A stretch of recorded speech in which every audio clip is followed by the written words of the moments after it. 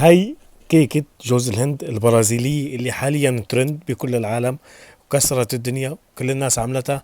ضل أنا ما عملتها، فاليوم رح أعملها وأعطيكم رأيي بهي الكيكة. أول شي محتاجين 4 بيضات على الخلاط وكوب من السكر، وبعدين شوية فانيليا أو ملعقة طعام يعني، و3/4 الكوب من الزيت. نضربهم كتير منيح 3 دقائق ليصيروا كريمي بهذا الشكل.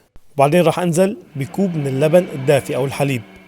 المكونات السائلة جاهزة، راح انزل بالمكونات الجافة 2.25 من الطحين، نصف كوب جوز هند، 3 معالق صغيرة من البيكنج باودر، رشة ملح بس. ونحرك كتير منيح ليصيروا بهذا الشكل او القوام، ونجيب صينية فرن مدهونة بالزبدة ونحط الخليط بالصينية. بعدين ناخدها على الفرن لمدة نص ساعة على حرارة 180، وهي جهزت معنا. طبعا تبرد شوي رح نقطعها لمربعات، وبعد هيك رح نعمل صوص.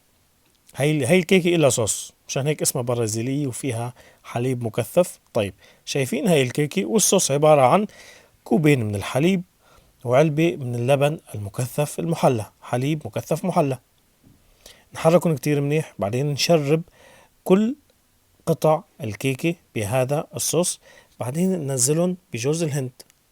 سهلة صح؟ من الحليب على جوز الهند. بعدين راح لفن بالفويل أو القصدير ودخلن على التلاجة لمدة ساعتين مشان تبرد وتشرب الصوص. وبالنسبة لرأيي بهاي الكيكة صراحة اعملوها حالا لأنها جميلة جدا وتستحق. صحتين.